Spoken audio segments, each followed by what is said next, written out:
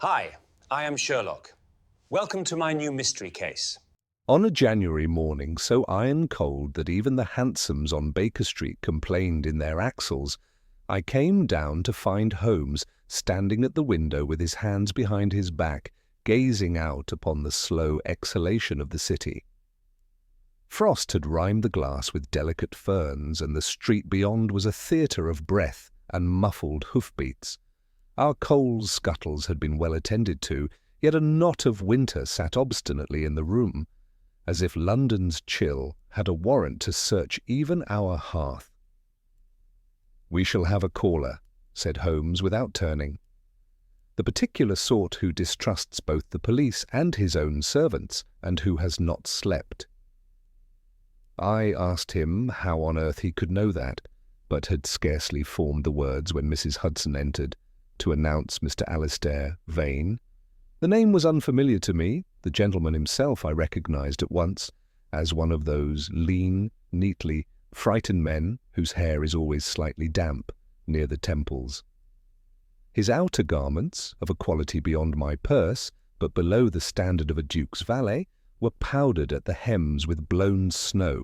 The kid glove upon his right hand was slit where the nail had bitten through, and beneath it the fingers were mottled as if recently pressed to ice.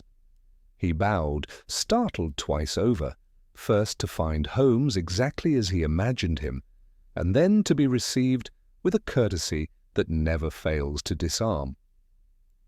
"You are Mr. Vane of the Boreal Works," Holmes observed, indicating a chair. "Your firm supplies coal to those who, being rich, cannot wait upon winter." The gentleman stared. "Indeed, sir.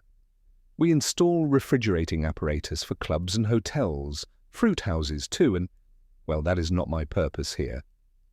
His lips trembled at the next word. "Murder, Mr. Holmes." "Or the fear of it," Holmes returned gently. "Tea, Watson. Mr. Vane is blue to the bone." When some colour had returned to our visitor, and the steam from the cup had ceased its skirmish with the frost, he told us his tale with an effort at business-like brevity that broke down in the telling. "My chief patron," said he, "is Sir Felix Hartmere of Hartholme House in St. James's Square, the shipping magnate.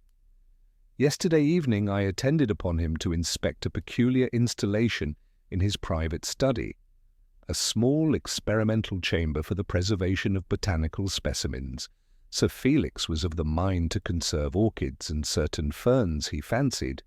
We have an Austrian condenser of a new design. Pardon me, Mr. Holmes, the particulars are not the matter. I left him shortly before 11. There was a fire in the grate, the sort of lavish coal Sir Felix delights in. The house was in the best order. This morning at 7 o'clock I was torn from my bed by a messenger. Sir Felix was missing. His study was locked from within, and upon the inner face of the window, do you take my meaning, there was frost. Not the common veil of a winter pane, but a thick sheet, and in that sheet a face. Holmes's head moved a fraction. "A face, Mr. Vane?"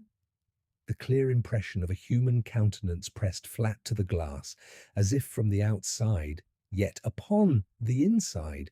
The servants swear they saw it when they forced the door. It is described as fixed there, nose, brow, the open mouth. Frozen, sir, as if the window had been a mirror taking an impression. Lestrade was sent for. He sent for me, and I, who understand ice but not devils, have come to you." Holmes relinquished his place by our window and took his armchair. The grey light made a silhouette of his hawk's profile. A faint smile touched his lips, as men might smile at the distant roll of drums before a campaign. "Pray be very exact, Mr. Vane," said he. "You say the door was fastened on the inner side?" "With the usual key, which was found in the lock. It had been turned so sharply that the metal is burred. There is also a bolt, which was not shot. The windows are of the French pattern, but had been latched. No one could have entered or left without the servant's knowledge, so they protest. There were no marks upon the snow in the square beneath. The frost was hard, the surface unbroken. And Sir Felix? Vanished. His bed had not been slept in. His clothes from the evening were not to be found. His hat is missing. His Malacca cane remains in the umbrella stand.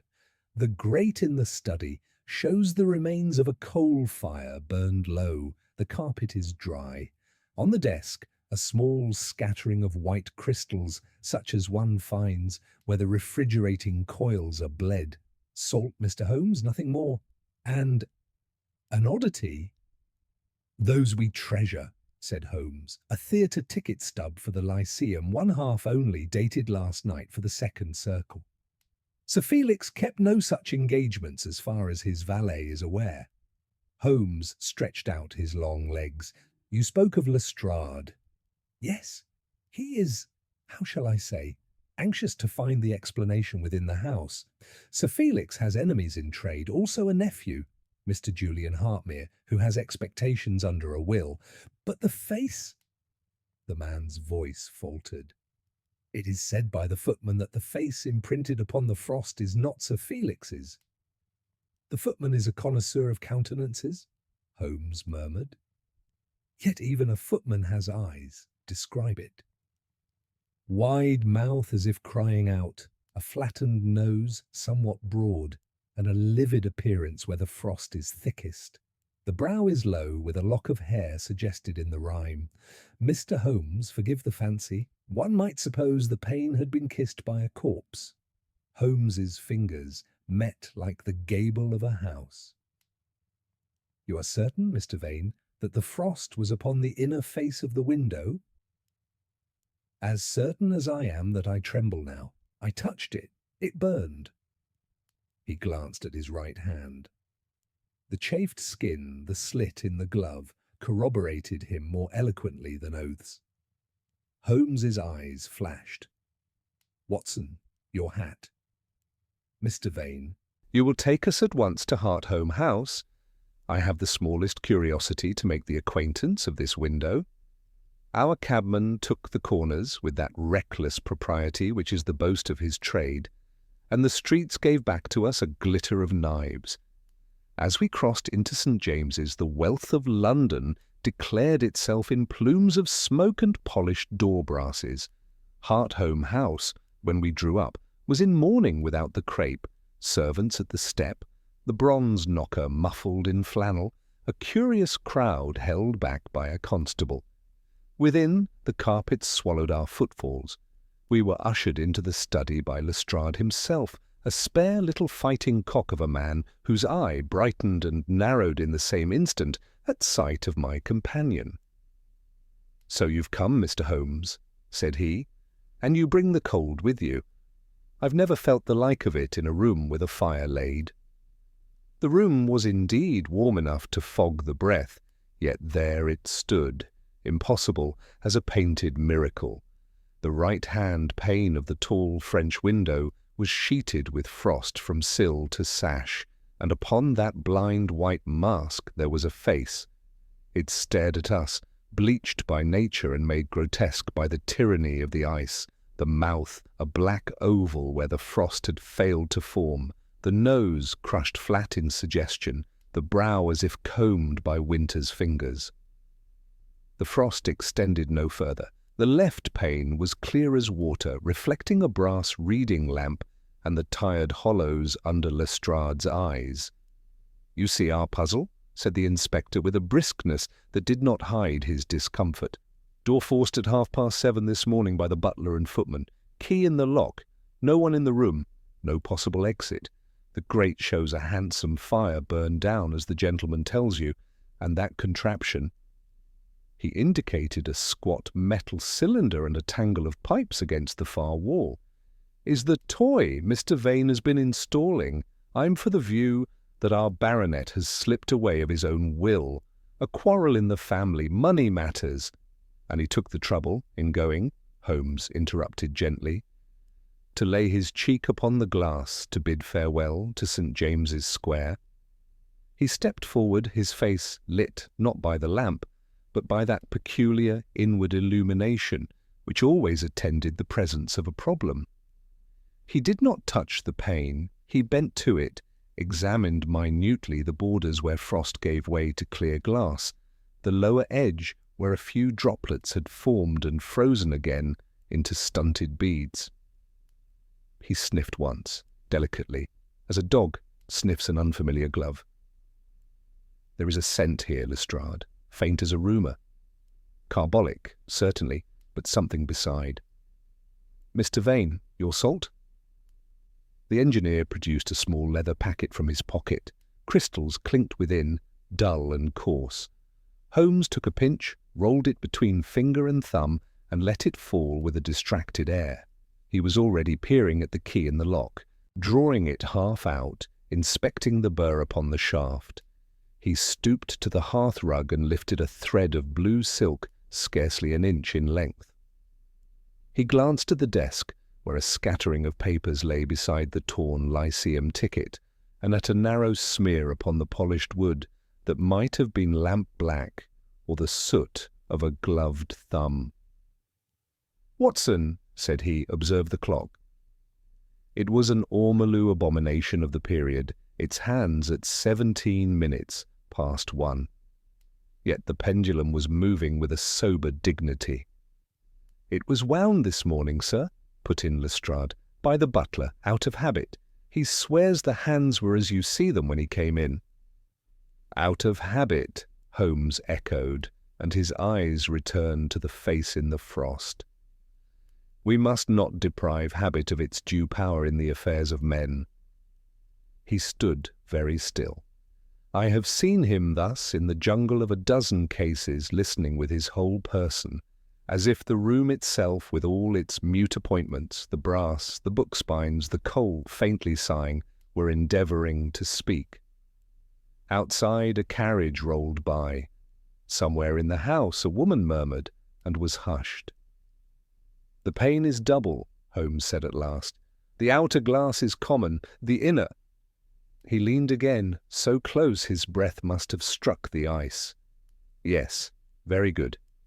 "What is very good?" demanded Lestrade. "That we are in time," said Holmes with sudden energy. He turned round upon us, the quick smile cutting a line across his face. "In time, Inspector, to prevent this room from explaining itself away. Mr. Vane, you shall show me your Austrian condenser as if I were a child. Lestrade, forbid any man to touch the window or to wipe so much as a tear upon it. Watson, you will accompany me presently to the Lyceum Theatre. There is a face in London to which this one bears a family resemblance, and I have an idea it does not belong to a baronet." He moved to the desk, and with that curious grace of his which made every motion look inevitable, took up the theatre stub between forefinger and thumb. 17 minutes past 1, he repeated, as if speaking to the ticket itself. A locked room, a burning fire, and frost where no frost should be. We have been given an excellent stage, gentlemen. Let us see whether the play is as good.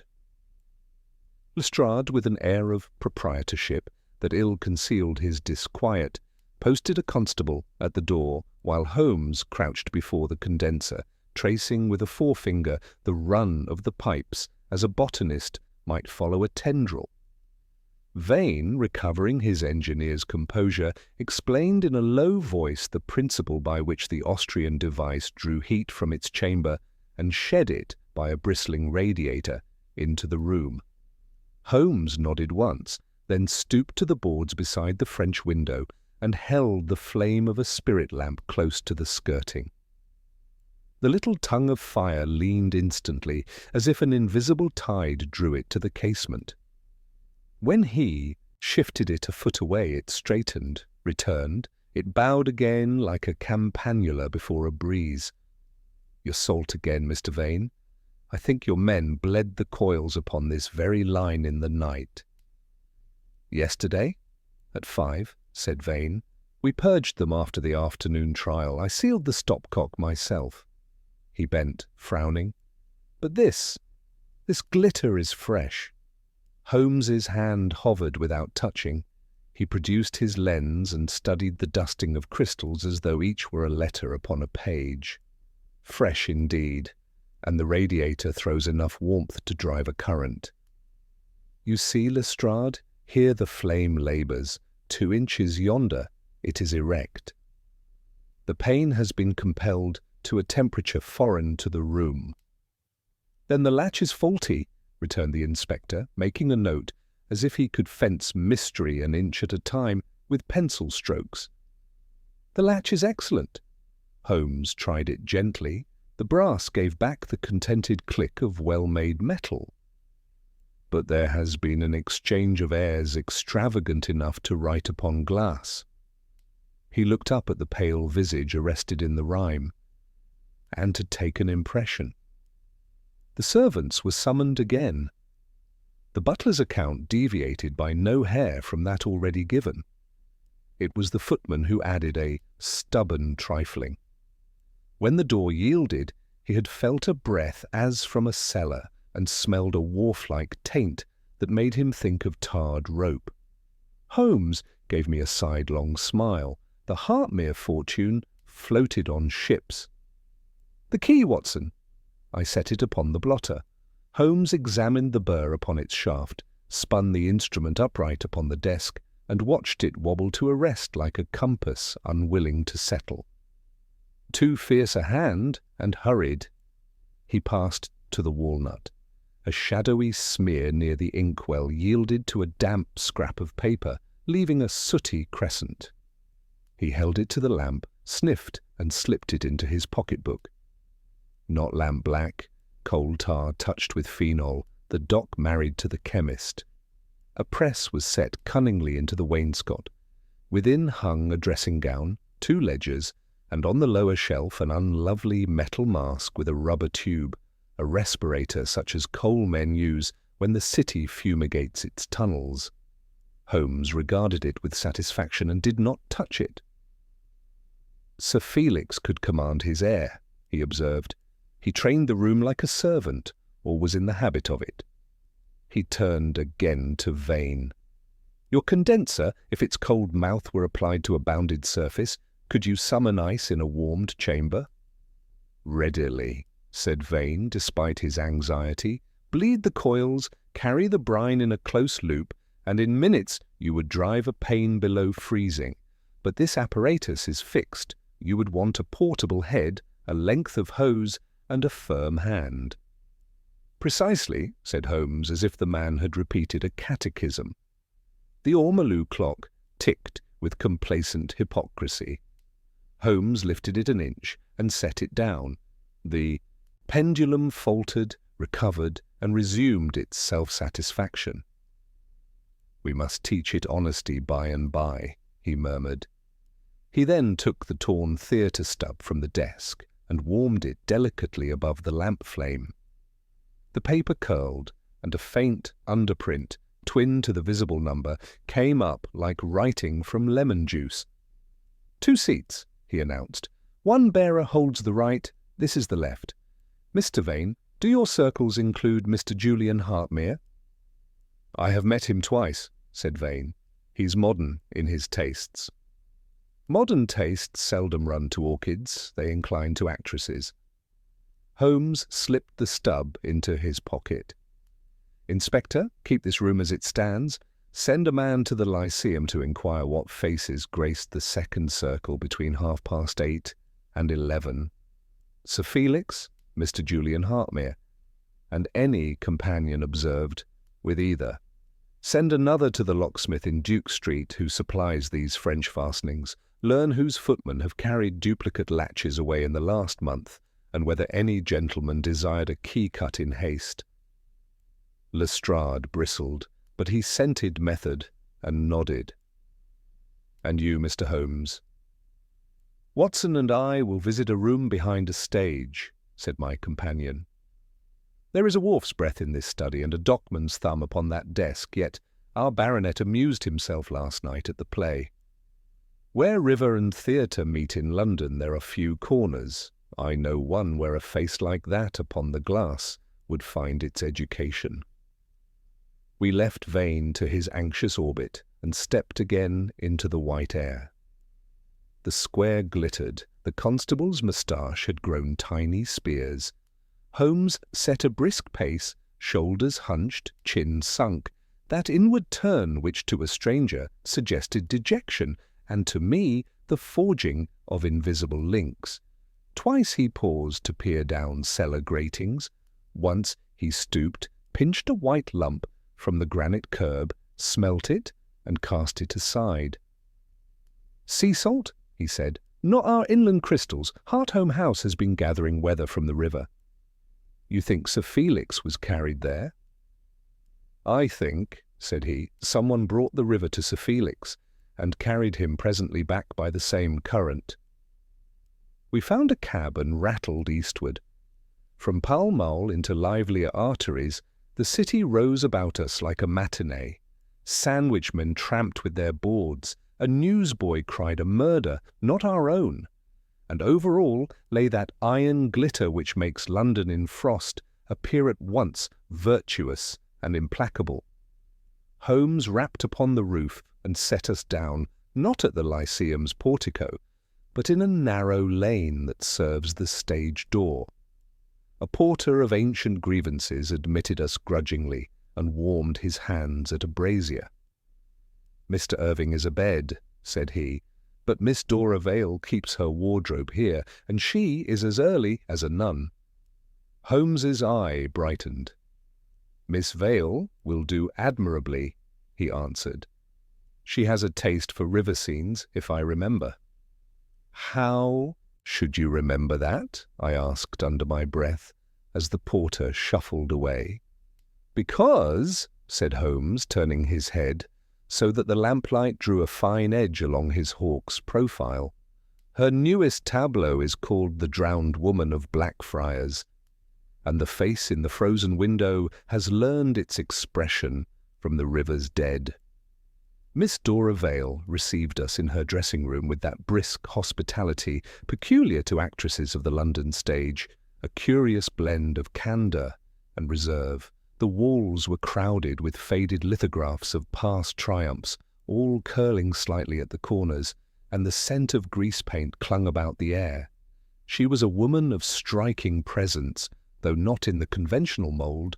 Her dark hair swept high in a crown of pins, her cheekbones sharp, her voice uncommonly deep for her sex.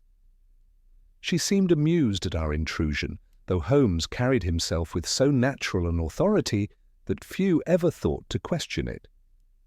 "You come about Sir Felix Hartmere," she said, even before Holmes had spoken. "The house is abuzz with it. They say he has vanished, or worse." She lit a cigarette with a practised hand and waved the match towards a clutter of costumes on a chair. "He was here last night, of course. I suppose you know that?" Holmes inclined his head. "In the second circle," said he, "and not alone." "Not alone?" she confirmed with a trace of malice. "Julian brought him. A fine quarrel it was, too, whispers enough to drown out the orchestra. Sir Felix has a temper. His nephew matches it." "And you?" Holmes asked softly, turning the question with the delicacy of a surgeon's probe. "What part had you in that quarrel, Miss Vale?" "Only this. Julian wished to present me to his uncle as if I were some prize to be admired. Sir Felix was not so easily charmed. He muttered of impropriety, of fortune-hunters, of ruined reputations. I took my bow and left them to hiss their serpent's words. If either Hartmere is gone, to his death, do not lay it at my door." Holmes's eyes gleamed. "Your tableau, The Drowned Woman of Blackfriars, where did you learn the expression you wear for that?" "It is a peculiar one." She looked startled, then defensive. "From the river itself, Mr. Holmes, I walked the banks near Blackfriars, studying the flotsam, the faces of the drowned poor, drawn from the Thames. It is not a pleasant education, but one must be true to one's art. Why do you ask?" "Because last night," Holmes replied, "a frozen window in St. James's Square bore the likeness of just such a face, flattened, gasping, arrested in its last appeal. His gaze sharpened, and one who had seen your performance might recall it too vividly. She gave a little laugh to mask unease. Then your culprit must be an admirer of mine, and my art has been plagiarized. That, Mr. Holmes, is hardly a crime. Holmes said nothing further, but I saw that he had taken note of every flicker of her manner. He asked instead whether Sir Felix had departed before the final curtain. She confirmed he had, shortly before 11, his nephew following in pursuit. As we rose to leave, Holmes paused at the threshold. "One last thing, Miss Vale. Have you ever worn in a play a respirator or mask such as coalmen use?" She looked genuinely bewildered. "A mask? No, never. Such things are hardly dramatic." Holmes bowed and we departed, leaving her staring after us, the smoke of her cigarette curling like a question above her head. In the cab once more, Holmes sat silent for several streets, his long fingers steepled. I knew better than to press him, but at last he murmured, "The river has run into this business more deeply than Sir Felix's quarrels with his nephew. We must taste its water." He directed the driver to Blackfriars, where the embankment lay sullen under the morning frost. The Thames moved sluggishly, half bound by ice near the piers, its surface reflecting the iron-grey sky. Barges nudged one another with dull groans, and the air was tainted with coal smoke and tar. Holmes led me down the steps to the landing, where a knot of wharfmen were unloading crates. One of them, a thick-set fellow with a scar across his jaw, recognized Holmes with a start that betrayed acquaintance. "I've seen you before," he muttered, shifting uncomfortably. Holmes smiled. "Once, when you stood before the magistrate for smuggling spirits. Take heart. I am here not for you, but for your knowledge. Did you see aught of Sir Felix Hartmere last night?"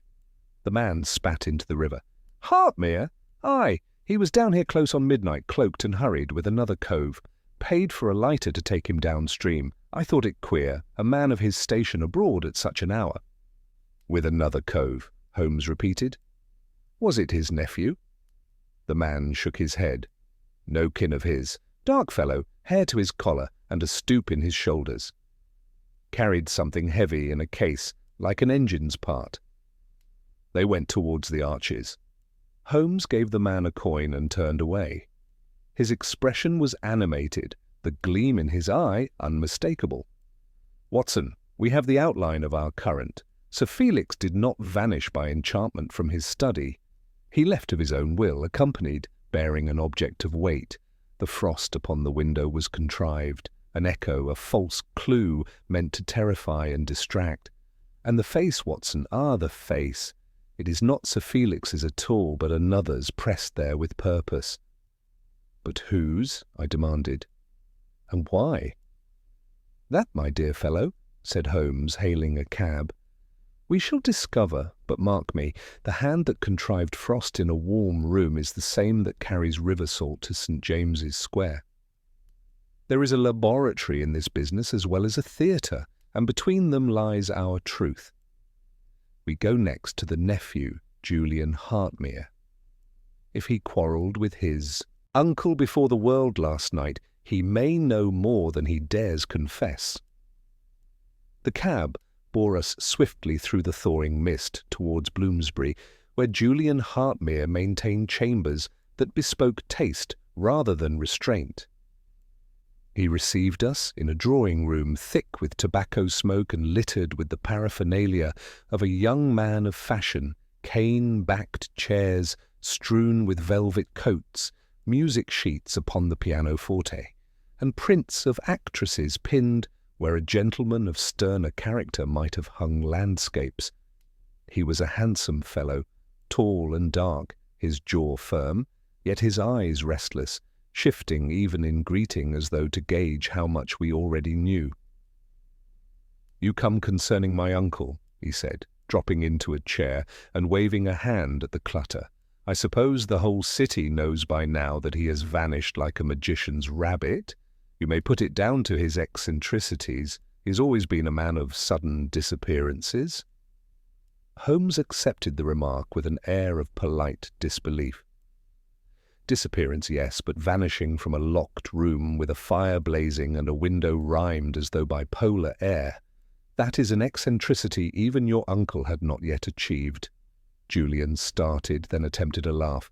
"The police embroider. You know Lestrade. He will conjure melodrama from a missing button. My uncle quarrelled with me, it is true, but it ended as such quarrels always end, with words and nothing more."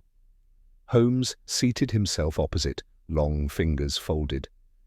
"Then let us recite those words, if you please, for I am informed that they were sharp enough to disturb the performance of Hamlet." Julian coloured. "My uncle disapproved of my attachment to Miss Dora Vale. He said she would ruin me, as if I were a schoolboy to be led astray. He warned that he would alter his will if I persisted. I replied that I was no child to be threatened. We parted, he fuming, I following to prevent gossip. That is all." "Not quite all," Holmes murmured. "You pursued him from the theatre. Did you accompany him home?" Julian hesitated. "I followed him into the street, but he hailed a cab and would not admit me. I returned to the club, where 6 men can vouch for me, until past midnight. If my uncle vanished, I was not at his elbow." Holmes regarded him keenly. "And yet this morning your inheritance grows larger by the hour." At this thrust, Julian's composure cracked. He leapt to his feet. "If you mean to accuse me, do it outright. I loved the old man despite his temper. I would no more harm him than she would." His voice faltered on that last word, and I saw the shadow of doubt cross his features, a fleeting suspicion of Miss Vale that he regretted even as it escaped him. Holmes rose also, but without heat. "No accusation, Mr. Hartmere. Merely a recital of facts which, like the river, have a way of running together. You say you returned to your club. I shall trouble you for the names of your companions there and the hour at which you left." The young man furnished them with reluctance, scribbling upon a card.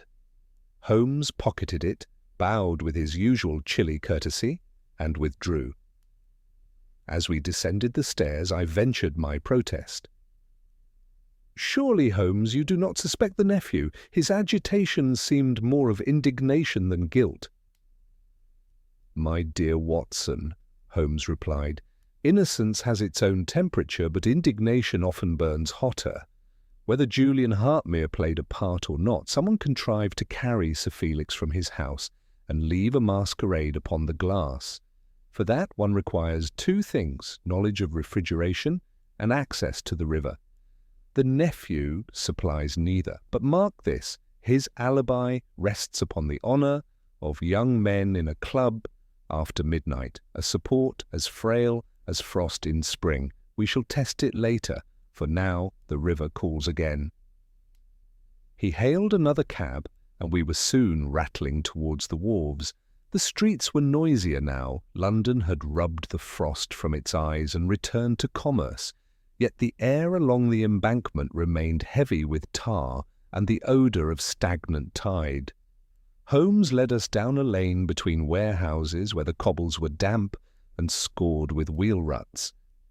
Here he paused, stooping to examine a scattering of salt along the stones. "Sea salt again?" he said with satisfaction. "And not drifted by the wind. Observe how it lies in a trail, as if spilled from a leaking sack. Let us follow." We traced the faint white crystals to an arch beneath the bridge, where the shadow lay thick even at noon. A lighter was moored there, empty, but for a length of canvas and a broken crate. Holmes examined both, then drew from the water's edge a sodden scrap of cloth. It was blue silk, matching the thread he had taken from Sir Felix's study. He wrung it between finger and thumb, and a faint odour rose, phenol, sharp and unmistakable. "A laboratory hand," he said. "Someone who traffics in chemicals. The river has lent itself to the stage and the stage to the river. We are being shown a performance, Watson, with actors skilled in both arts." As he spoke, footsteps echoed above us, and a constable called down from the roadway that Inspector Lestrade sought us at once. We climbed back to the street, where Lestrade awaited in his cab, his expression a mixture of triumph and vexation. "I thought you'd like to know," said he. "They've found Sir Felix's hat floating near Blackfriars Pier. And, more than that, a witness swears he saw the baronet himself stepping aboard a wherry not 3 hours past midnight. He was muffled to the eyes, but the witness would stake his oath on the height and walk." Holmes's lips curved in a smile that was not mirth. "Excellent, Lestrade. We are now assured of 2 Sir Felixes, one who departs by cab from the theatre and takes a wherry downstream, and another who leaves a frozen face in a locked chamber. When one man appears in 2 places at once, it is not miracle but design. We must decide which is the true Sir Felix and which the counterfeit. Come, Watson, our play grows richer. The river has spoken, and now the laboratory must reply." He drew his coat about him, eyes gleaming with the peculiar light that signalled his mind had fixed upon a course invisible to all others. We go to Lambeth, where certain chemists ply their trade in quiet cellars. There, I believe, we shall find the hand that turned a pane of glass into a theatre of horror. Holmes directed our cab southward, past the grim sweep of Westminster, and over the bridge into Lambeth, where the great city shows less of its polish and more of its sinew. Here the air was thick with the reek of tanneries, chemical works, and breweries. Smoke drifted low, mingling with the vapour of the river, and the streets were a network of narrow courts alive with the bustle of workmen, hawkers, and dray horses. Holmes seemed curiously at home amidst the grime, his eyes darting to every shuttered shop and dingy arch, as if each might conceal the clue that would dispel the frost from Sir Felix's window. We alighted before a mean-looking house whose windows were blinded with greasy paper and whose door bore no name. Holmes knocked thrice in a rhythm that suggested a signal, and after a pause the door creaked open to reveal a man of sallow complexion and spectacles clouded with grime. He started at the sight of Holmes, but the recognition that passed across his face was tinged with resignation rather than surprise. "Mr. Mortlake?" said Holmes with the easy familiarity of one greeting an old adversary. "Your laboratory perfumes Lambeth as eloquently as ever. May we come in?" The chemist muttered something about being busy, but Holmes stepped forward and I followed, leaving the man no choice but to shut the door behind us. The interior was as noxious as I had expected, benches crowded with retorts, jars of powders, and stoppered bottles, while the air swam with the pungent odours of acids. A small stove burned sullenly in the corner, its pipe trailing up through a cracked ceiling. "You deal in phenol still, I perceive," Holmes observed, lifting one of the bottles with a gloved hand. "And coal tar derivatives. Useful for disinfecting wounds, or for more theatrical effects upon glass panes." Mortlake grew sullen. "I sell to those who pay, Mr. Holmes. I inquire no further. A chemist's business is his wares."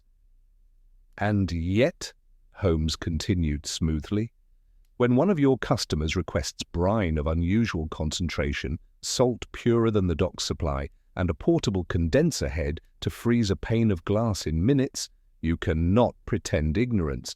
Come, man, who commissioned such a contrivance?" Mortlake's lips tightened. "You'll not have me hanged for another's fancy tricks. I made up a coil, aye, a copper head, and flexible hose, light enough to be borne by one man. That's no crime. As for who he paid in sovereigns and his face was shadowed by a hat, I could not swear to his name."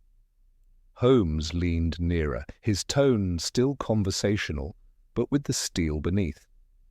And yet you accepted his commission and delivered it by hand. Where? The chemist shifted uneasily. By the Arches, near Blackfriars. He bade me bring it there, past midnight. There was a lighter waiting. I left my parcel and took my coin, that's all. Holmes regarded him a moment, then set down the bottle. Your caution may preserve you, Mortlake, but your wares betray you. I need not press you further. Keep your trade within the bounds of legality, or the yard will do the pressing for me. He turned on his heel, and we left the chemist fuming in his cloud of noxious vapours. Back in the street, I asked Holmes what he had gained from the encounter. He smiled thinly. Confirmation, Watson. The frost upon that window was no freak of nature, but the work of a manufactured coil applied from within. Someone in the house last night possessed the means and knowledge to employ it. The frozen face was not a visitation, but a contrivance. Part mask, part illusion, pressed to the glass and sealed in rhyme. What remains is to determine whose face it was and why it was shown. Our cab rattled northward once more, and as we crossed back into Westminster, a messenger boy intercepted us, thrusting a note into Holmes's hand. He tore it open and scanned the contents, his brows lifting. From Lestrade, they have searched Sir Felix's private safe at Hartholme House. Amongst papers of trade, they found a bundle of letters from Miss Dora Vale, written in the most affectionate terms. It seems our baronet's indignation at his nephew's attachment was not unmixed with hypocrisy. Sir Felix himself paid court to the lady. I expressed astonishment, but Holmes merely folded the note. It supplies motive enough for quarrels and more than one deception. A man who fears exposure will go far to silence rivals. Yet it does not place Sir Felix alive or dead. We must hear what Miss Vale herself says to this discovery. It was near evening when we returned to the theatre, where lamps already glowed against the gathering dusk. Miss Vale was again in her dressing-room, startled to see us so soon. Holmes wasted no time on preamble. He laid the letters upon her table, spread like a hand of cards. Her face blanched, but she recovered with remarkable poise. "So you know," she said. "Yes, Sir Felix wrote to me passionately, foolishly. I did not encourage him, but neither did I rebuff him harshly. His patronage was useful. His attentions, though unwelcome, were not violent. I swear to you I never gave him cause to think I returned his feelings."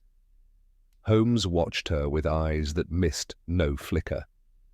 "And yet you quarrelled with his nephew before him. Was that not dangerous?" "Dangerous!" she echoed bitterly. "It was humiliating. Julian sought to parade me as his conquest, his uncle to condemn me as his folly. Do you not see, Mr. Holmes? I was caught between them, neither caring for me as a woman, only as a symbol in their quarrel. If Sir Felix is missing, I am glad rather than grieved. It releases me from their contest." There was passion in her words, but also an undertone of weary truth. Holmes inclined his head gravely. "You may indeed have been pawn as well as prize, Miss Vale, yet pawns are often sacrificed in a greater game. If Sir Felix vanished last night, it was not of his own whim. Someone contrived his absence, and someone else contrived a ghastly spectacle to cloak it." He stood, signalling the end of the interview. "Watson, we return to Baker Street. The game is complex, but its pieces are now upon the board. We have the river, the laboratory, the theatre, and the study. Each speaks in its own voice. What remains is to hear the harmony between them. Tonight we shall listen to the silence of the frost." With that, he drew his coat close and strode into the night, the theatre's lamplight casting his shadow long upon the pavement, as if London itself leaned to hear what only he could perceive. The fog was thickening by the time we returned to Baker Street, the lamps burning dimly in their own halos of mist. Inside our rooms, Mrs. Hudson had set a cheerful blaze, yet Holmes paid it no heed. He paced the carpet, his lean figure restless as a caged hawk, pausing only to light his pipe and send up clouds of smoke that mingled with the firelight. I had long since learned that silence was the best spur to his discourse, and in time he spoke, his words unspooling as if he addressed not me but some tribunal invisible. "We have 4 threads, Watson," said he, "and each is woven with deliberate care. First, the frost upon the study window, produced by Mortlake's coil. That tells us not of nature, but of contrivance. Second, the face imprinted upon that frost, a mask of horror drawn from the river's dead, bearing resemblance to Dora Vale's tableau. Third, the trail of salt and phenol linking the laboratory to the docks, and fourth, the letters proving that Sir Felix himself was entangled with the actress he publicly condemned. Now what harmony lies between them?" I attempted an answer, suggesting that Julian Hartmere might have contrived the frost to implicate his uncle's rivals while seizing his inheritance. Holmes dismissed it with a curt shake of the head. "Julian has passion but not invention. No, the hand here is subtler, one accustomed to deception. Sir Felix's disappearance serves 2 purposes. It removes a rival claimant to Miss Vale, and it distracts attention from another enterprise altogether. Ask yourself, why stage so ghastly a spectacle in the study? Why not simply vanish and leave no trace?" I confessed I had no answer, but Holmes halted before the fire, his eyes glittering. "Because, my dear fellow, someone wished to fix the public." Imagination upon the supernatural, a locked room, a frozen window, a phantom face. It is a tale for the penny press. While all gape at that, the true transaction passes unnoticed. At that moment a knock came upon the door, and Inspector Lestrade was shown in, his face flushed with cold and vexation. He carried under his arm a small parcel wrapped in oilskin. "More devilry, Mr. Holmes," he announced, setting it upon the table. "Dragged this from the river not an hour since. It's an iron casket, lock-tight and heavy as sin. We thought it might be a body, but no, it rattles with coin." Holmes undid the wrapping, revealing a stout metal box, scarred and streaked with rust. He tapped it with a finger and smiled. "A ship's strong-box. Sir Felix's trade lies in shipping, does it not? And what better way to pass contraband than to vanish from one's study while the world talks of ghosts?" Lestrade bristled. "Contraband? Sir Felix is a baronet, sir." "Titles do not exempt men from commerce," Holmes replied dryly. "Let us see." With deft fingers he manipulated the lock, and in a moment it yielded. The lid creaked open, revealing stacks of gold sovereigns, some wrapped in foreign paper bands. Nestled among them lay a sheaf of documents, their ink blurred by damp, but still legible. Holmes spread them upon the table. "They are bills of lading," he said, scanning rapidly. "For shipments consigned to ports on the Baltic. But look, half bear the stamp of the Admiralty, the others are unsigned duplicates. Here lies our clue. Sir Felix was engaged in a fraud upon the Crown, diverting government cargoes for private sale. Such an enterprise requires secrecy, Watson, and a scapegoat when discovery looms." Lestrade whistled. "Then the frozen face—" "Is but the curtain," Holmes interrupted. "A spectacle to distract, to delay inquiry, to make all who saw it believe Sir Felix the victim of some unearthly fate. Meanwhile he slips away down-river with accomplices, his strong boxes scattered to mislead pursuit. But there is more. Among these papers— Ah, here we have it." He drew forth a letter written in a bold hand, signed with a name I did not know. Holmes read it swiftly, his brows arching. "The coil shall serve as token. Deliver the remainder at Blackfriars and the lady will not be troubled. Watson, this is no common fraud. It smacks of blackmail. Someone held Sir Felix in their power, and he sought to buy freedom with gold. I asked whether Dora Vale might be that lady." Holmes shrugged. "Perhaps. Or perhaps she too is pawn in a deeper game. What is certain is that Sir Felix feared exposure, and last night he took the river to escape it. The question is whether he still lives, or whether his accomplices found it convenient to let him vanish forever. Lestrade rubbed his chin. We've no body, no proof of death. True, said Holmes, but we have proof of design. Tonight, Watson, we return to Hartholme House. There is one last voice to be heard in that study, and it speaks not with words, but with silence. The clock that marked 17 minutes past 1, why should it stop there when the pendulum still swung? I must see it again, for I believe it struck the hour of Sir Felix's true departure. We left Lestrade to secure the strong-box and drove once more through the fog-bound streets. The square was hushed, the house dark, but for a single lamp. Within, the study remained guarded as Holmes had ordered. He went straight to the ormolu clock, examined its works, and with a sudden movement drew forth from the casing a small slip of paper curled into the mechanism. He held it up to the lamplight, his smile thin and fierce. An address, he said softly. Dock Street, Wapping, the place where the play will end.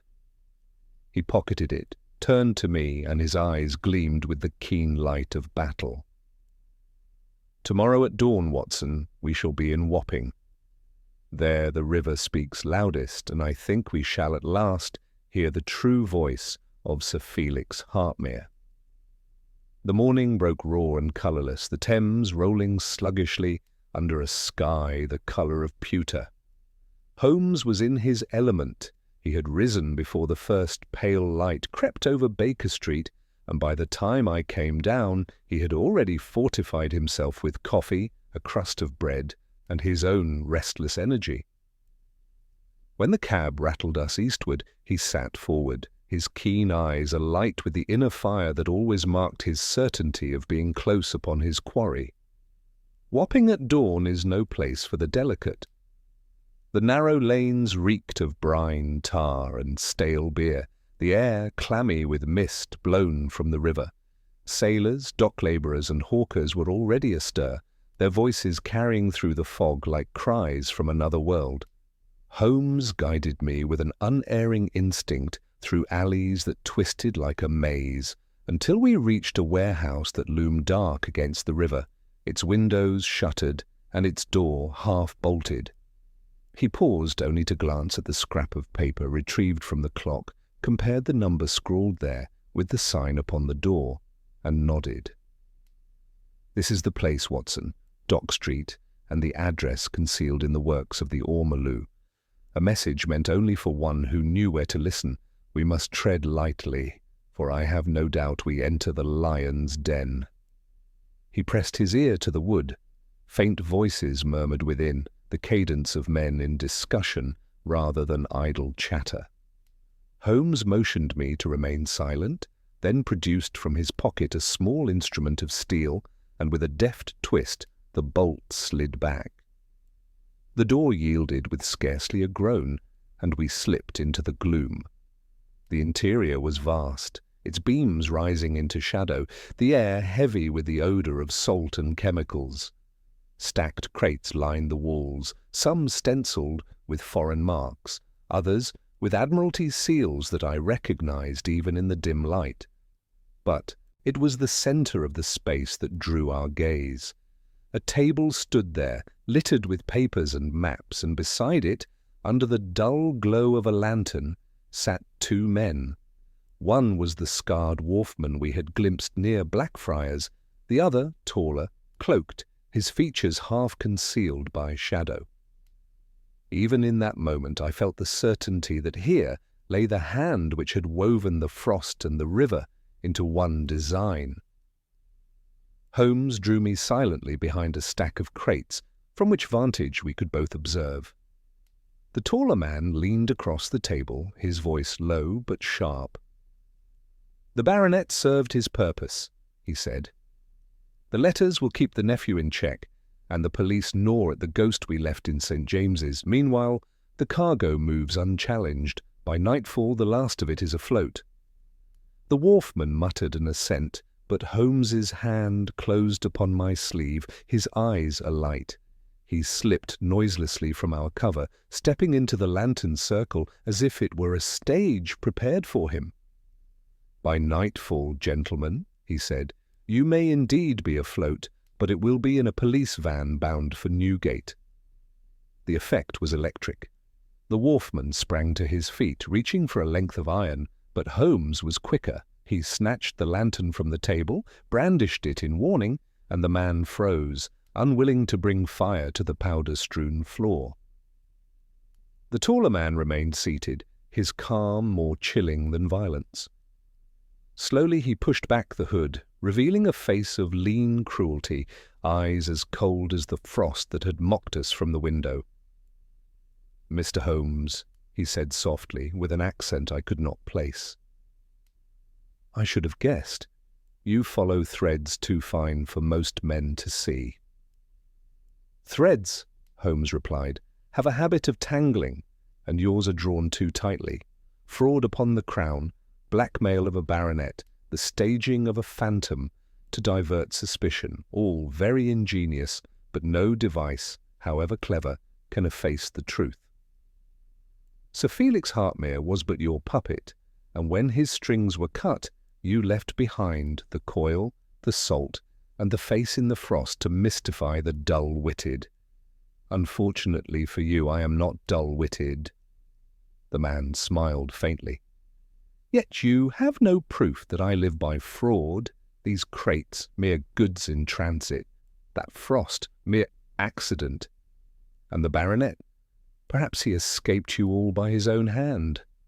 Holmes's gaze sharpened, and he drew from his pocket the sodden scrap of blue silk.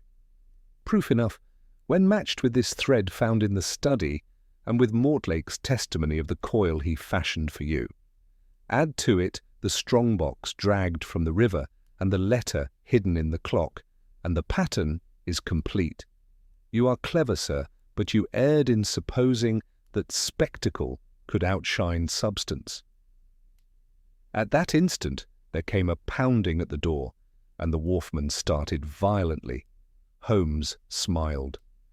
"That will be Lestrade and his men. I took the liberty of sending him the Dock Street address by express rider last night. You see, I dislike to be outnumbered." The door burst inward, constables pouring in with revolvers drawn. The wharfman was seized at once, but the tall man rose with sudden fury, overturning the table and scattering papers in a cloud. He dashed towards the rear, where a smaller door gave onto the river, but Holmes was upon him like a striking hawk, seizing his arm in a grip that belied his slight frame. The struggle was brief. The man was flung back into the constable's grasp, his cloak torn, his composure gone. Lestrade, panting from exertion, surveyed the scene with astonishment. "By George, Holmes, you've netted them like trouts, and the cargo, why, it bears Admiralty seals." Holmes handed him the recovered documents with a bow.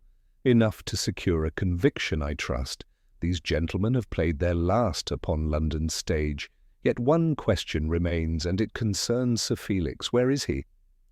The tall man laughed, though bitterly. "Ask the river, Mr. Holmes. It swallows all secrets in time." But Holmes's eyes narrowed. "Not all. There is a body the river cannot hide, and before this day ends we shall find it. Lestrade, secure these men, and seal this warehouse. Watson and I have one last errand, to follow the current where it flows deepest." As we stepped once more into the cold morning air, Holmes turned to me with a grim light in his eyes. "We are close now, Watson. The phantom face has spoken, the contraband lies bare, but the baronet himself must answer. If he lives, we shall find him. If not, the river must yield him up. Either way, this masquerade is near its end." The river was at half-tide when Holmes and I took our way eastward along the embankment, the current dragging sluggishly against the piers of the bridge. The mist had thickened, laying a damp shroud upon the water, and the sound of barges bumping in their moorings came to us like the groans of uneasy sleepers. Holmes strode swiftly, his shoulders bent, his face set in that fierce abstraction I had come to know as the herald of discovery. He paused at intervals to glance down alleys where the cobbles glistened with damp, or to kneel suddenly and examine some faint trace upon the stones. More than once he gathered a grain of white upon his fingertip, sniffed it, and let it fall back, satisfied without a word. At last he halted before a rotting stair that descended to the water's edge. A boatman in a tarred cap lounged nearby, smoking his pipe and regarding us with that wary insolence peculiar to his class. Holmes hailed him sharply. "Away, and quickly. We must follow the tide to Limehouse."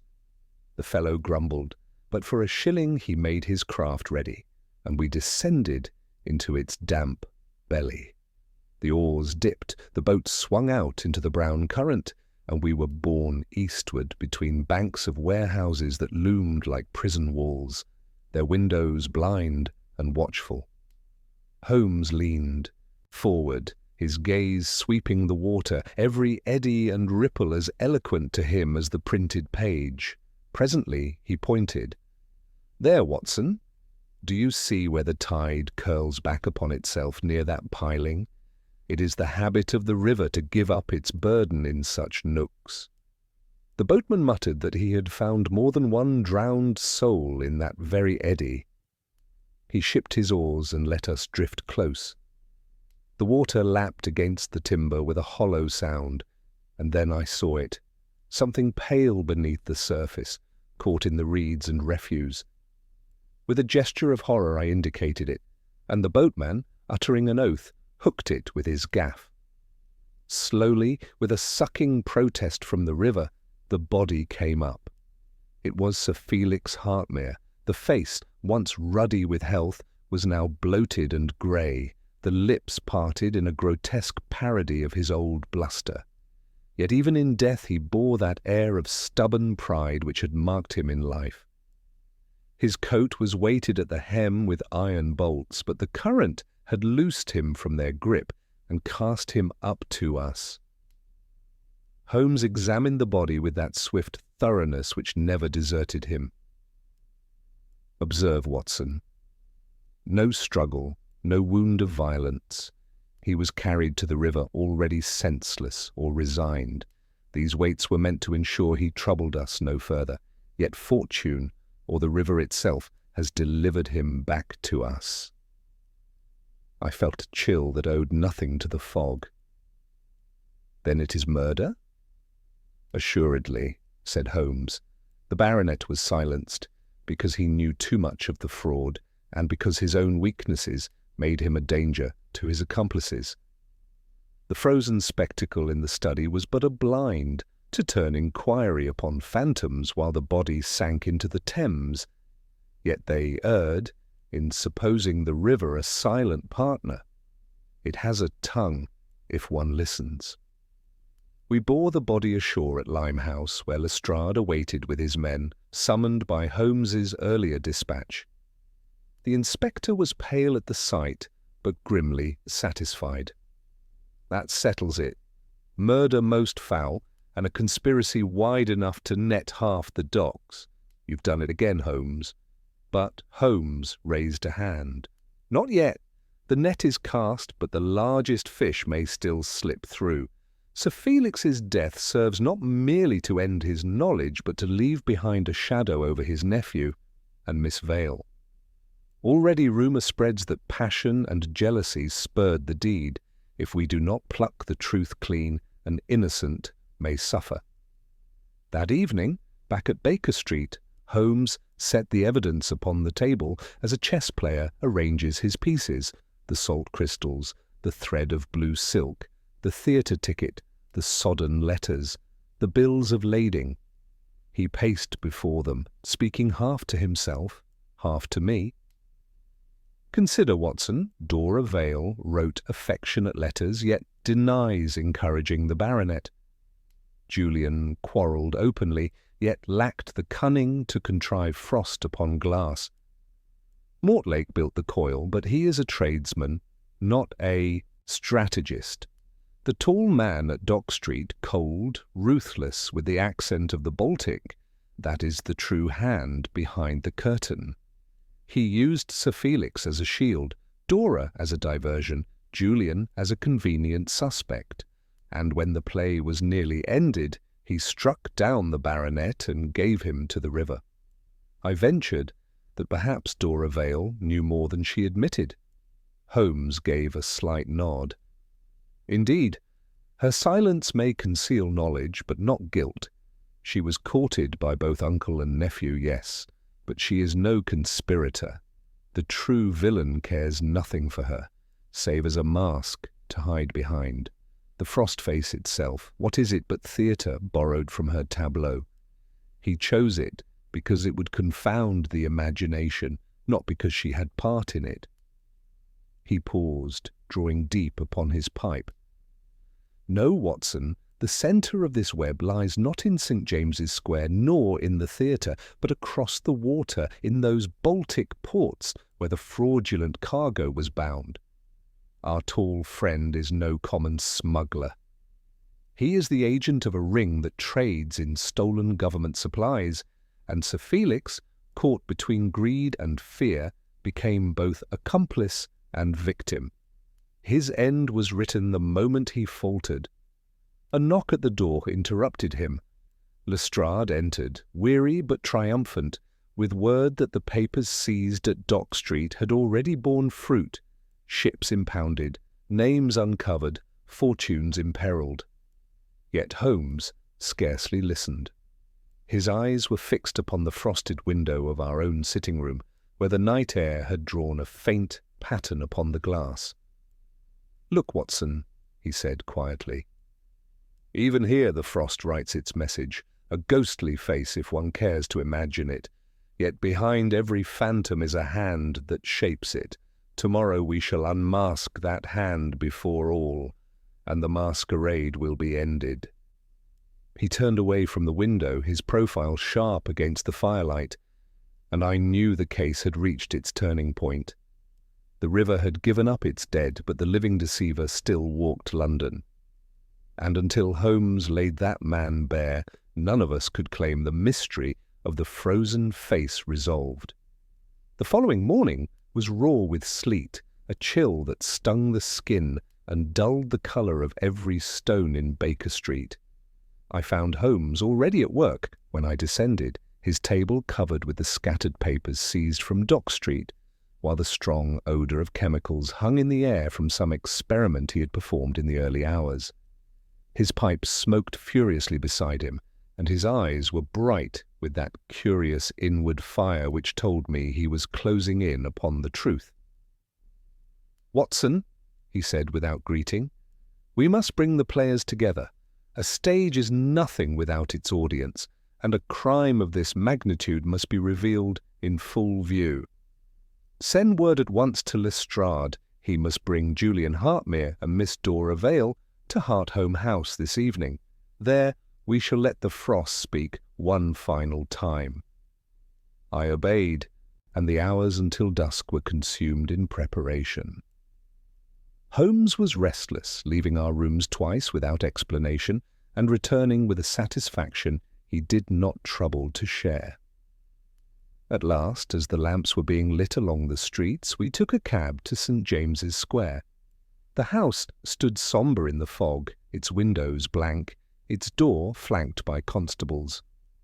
Within, the study had been preserved as Holmes had demanded, the frozen window untouched, the clock still halted at 17 minutes past 1, every detail as it had been discovered. Lestrade awaited us, his face pinched with cold but alight with curiosity. Julian Hartmere was already there, pale and defiant, his hands trembling, despite his effort to appear composed. A little later, Dora Vale arrived, wrapped in a heavy cloak, her expression a blend of fear and anger.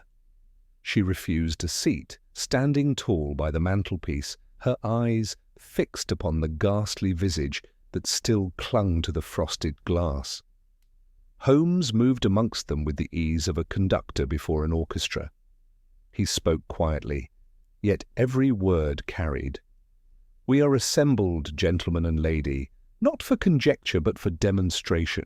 You all know the appearances: a locked room, a blazing fire, a window rimed with unnatural frost, and upon it the face of one who seemed neither living nor dead.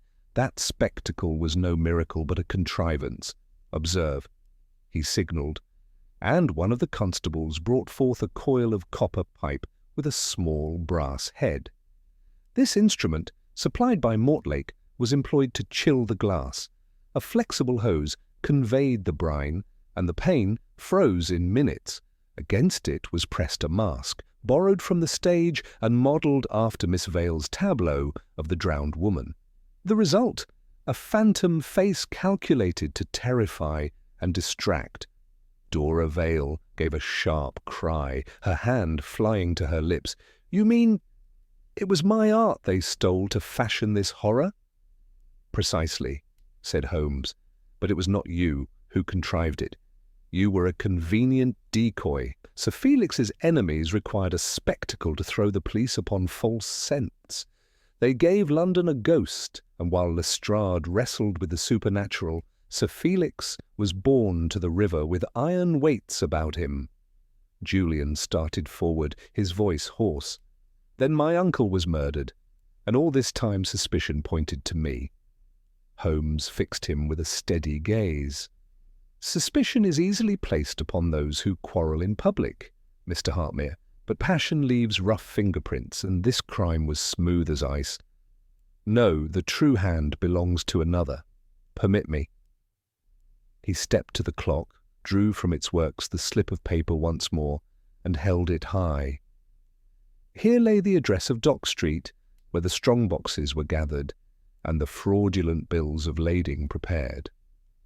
There we found the tall man, whose accent betrayed him as Baltic, whose hand wrote the letters that bled Sir Felix of his fortune.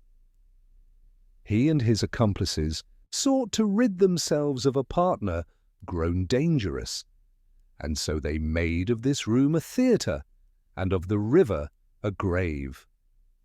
Lestrade's eyes shone with vindication, but Julian's face was a mask of bewilderment. "Then what of me? What of Miss Vale? Are we but spectators to a crime in which we were the bait?" Holmes inclined his head gravely. "In effect, yes. You, Mr. Hartmere, were useful to them because your quarrel provided a ready suspect.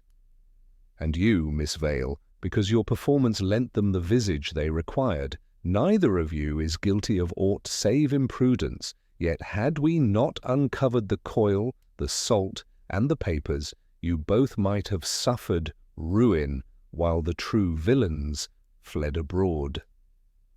Dora Vale's proud composure faltered. For the first time tears stood in her eyes.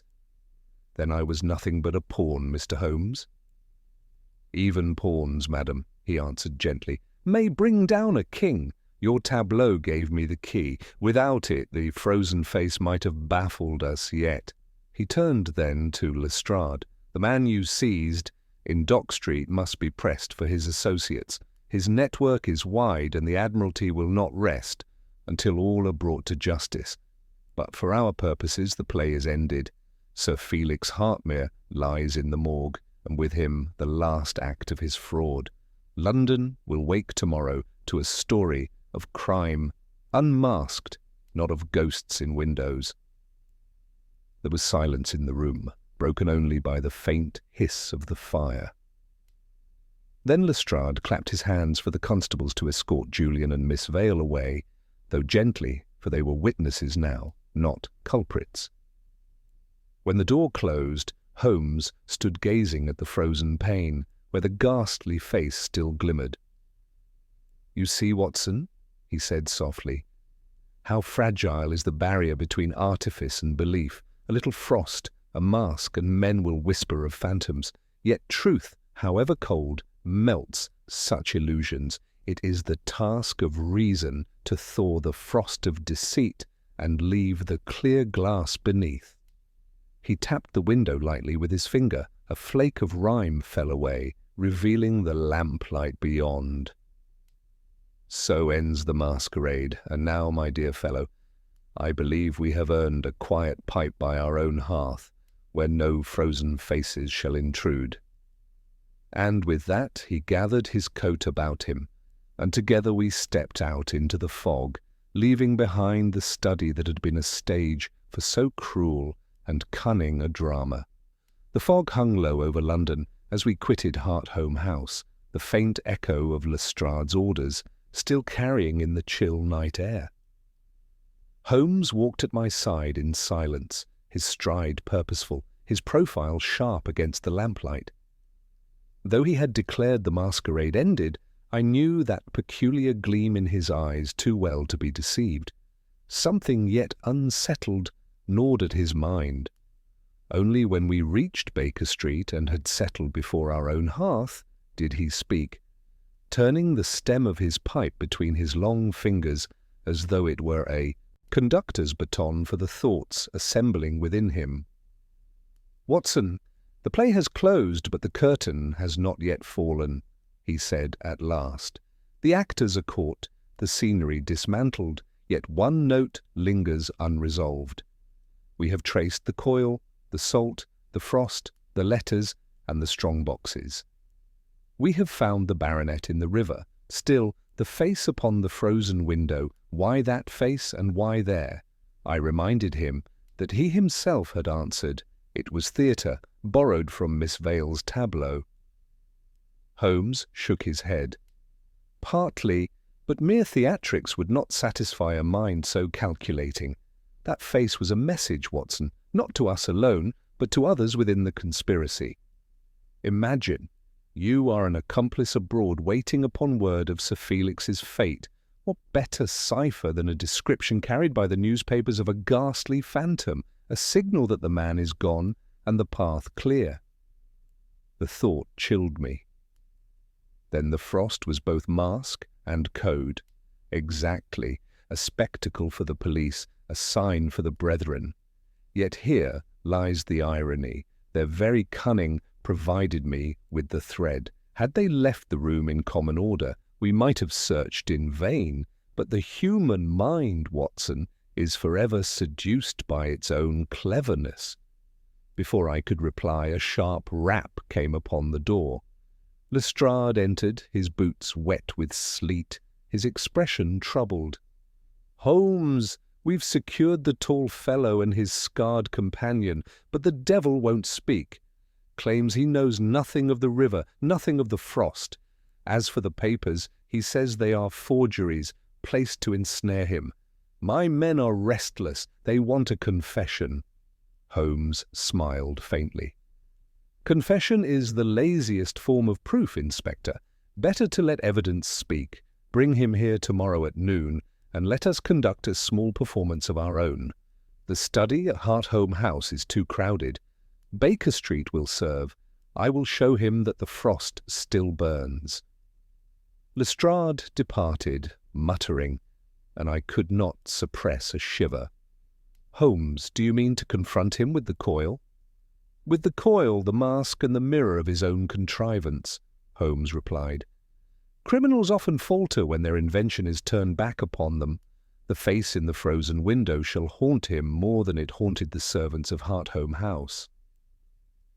The following day dawned bleak, and punctual to the hour Lestrade arrived with the prisoner. The tall man carried himself with the composure of one accustomed to command, his eyes cold and disdainful. He refused a seat, standing tall as Holmes produced the apparatus Mortlake had described, a basin of brine, a coil of copper pipe, a small portable head affixed with a hose. With calm precision, Holmes arranged it before the window of our sitting room, drawing the curtains close so that the light fell full upon the glass. "You see, gentlemen," Holmes said, addressing both Lestrade and the prisoner, "how swiftly art may mimic miracle." He opened the stopcock, and the brine hissed through the coil.